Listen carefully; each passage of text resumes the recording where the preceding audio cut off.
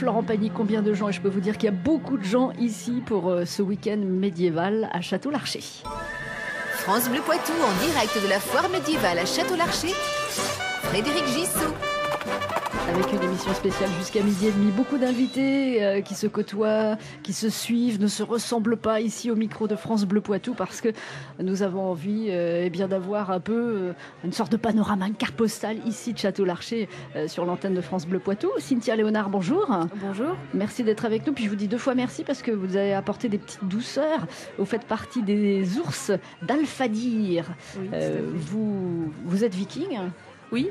Oui. Le temps d'un week-end, en tout cas. Le temps d'un week-end, oui, pas à plein temps malheureusement.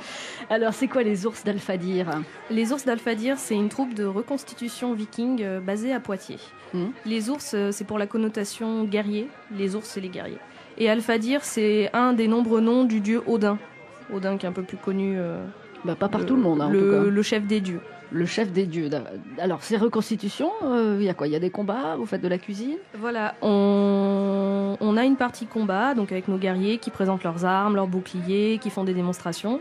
Et on a une partie artisanat, donc c'est les anciens métiers, les anciens gestes, le travail du cuir, le tissage de la laine, la cuisine. Le travail du bois aussi. Le travail du bois aussi, l'archerie, tout ça. On a une image des Vikings qui est un petit peu ambivalente parce que évidemment ils ont beaucoup navigué, il y a eu les invasions, il y a eu l'assimilation, il reste des choses d'ailleurs. Il reste toujours des choses, des gens qui se sont installés sur un territoire, quelle que soit l'époque. Oui. Et souvent l'histoire retient aussi les choses positives.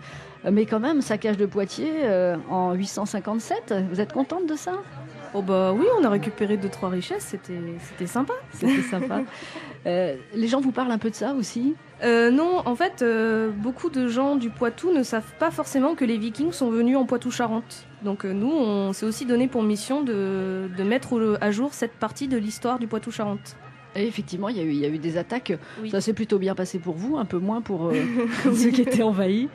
On vous retrouve où exactement à Château-Larcher? Nous, en fait, il faut descendre au niveau du camp et des joutes de chevaux. Voilà, c'est sur le pré de foire. Voilà, en face du camp des orques. Et on peut discuter avec vous, vous êtes nombreux? Oui, là actuellement on est presque au complet, nous sommes 14. 14 quand même, 14 ours à Château-Larcher, c'est un événement. Et on vous invite évidemment à aller rencontrer les ours d'Alfadir, ces Vikings qui ont installé leur camp temporaire, je vous rassure, ici à Château-Larcher. Merci Cynthia Léonard, à bientôt. À bientôt. France Bleu.